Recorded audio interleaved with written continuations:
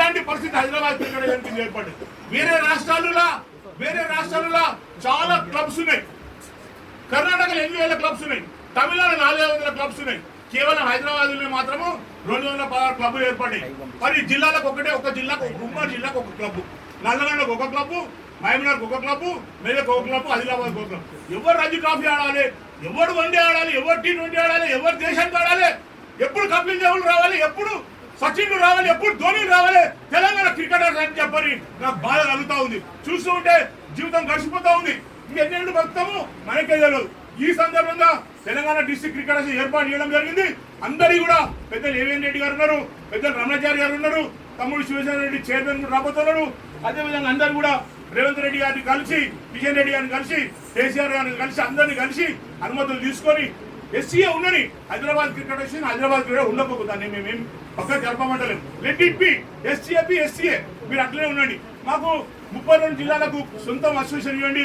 150 క్లబ్లు 200 క్లబ్లు మేము ఏర్పాటు చేసుకొని మా క్రికెటర్స్ మేము పైకి తీసుకొచ్చుకుంటాము. 96 దేశాలకు వెళ్ళి ఈ పిల్లలు ఆడతారు సార్. 96 కంట్రీస్ కు ఈ పిల్లలు పోయి రేపు ఆడితే ఎంత రిటర్న్ మనకు ఎంత బాగుంటుంది ఏవిఎన్ రెడ్డి గారు ఆలోచన చేయడం. వేరే కంట్రీస్ పోయి ఇప్పుడు మన అమెరికాలో వరల్డ్ కప్ జరిగింది. అమెరికా టీంలో 8 మంది ఇండియన్ ప్లేయర్స్ ఉన్నారు. వేరే దేశాలలో కూడా ఇండియన్ ప్లేయర్సే కెప్టెన్లుగా కోచ్లుగా పోతున్నారు. మరి అలాంటివి తెలంగాణ పిల్లలు ఏం పాపం చేసుకున్నారు నాకు అర్థమవుతలేదు. మేము ఆడలేదు, మా పిల్లలు ఆడలేదు, ఈ పిల్లలు ఆడతలేరు. చూసుకుంటూ కూర్చొని ప్రసక్తే లేదని చెప్పని ఈ సందర్భంగా నేను మనవి చేసుకుంటూ ఇప్పుడు లోగో ఆవిష్కరణ చేసుకోవాలి.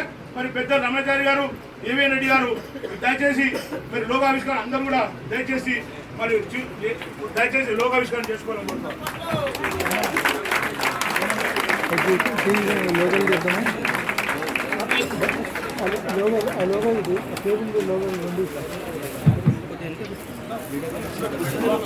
అవి ఇచ్చేసే అవి వెనక్కి ఇచ్చేసే ఆ 2 ఇచ్చేసే. ఎవరు పెట్టింది ఎవరు ఫస్ట్ చెప్పు. మనలే పెట్టారు, మీరు పెట్టబట్టి మేము వచ్చాం. మేము ఎక్కడ వెనక్కి ఉండేవాళ్ళం తెలియదా?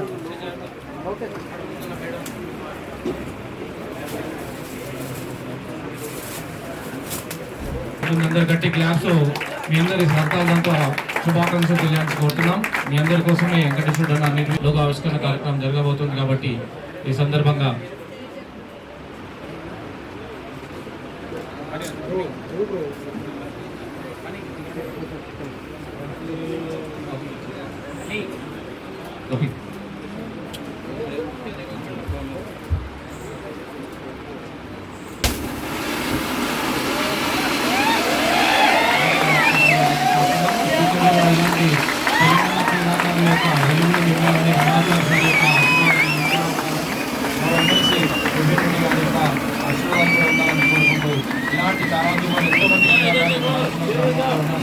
ఇలా వెలుగందే ఎదుటి మీ ఆశీర్వాదం ఉండాలని కోరుకుంటున్నాం.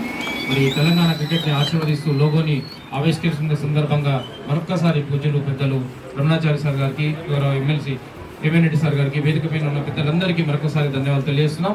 మరోసారి గట్టి క్లాప్స్ శుభాకాంక్షలు.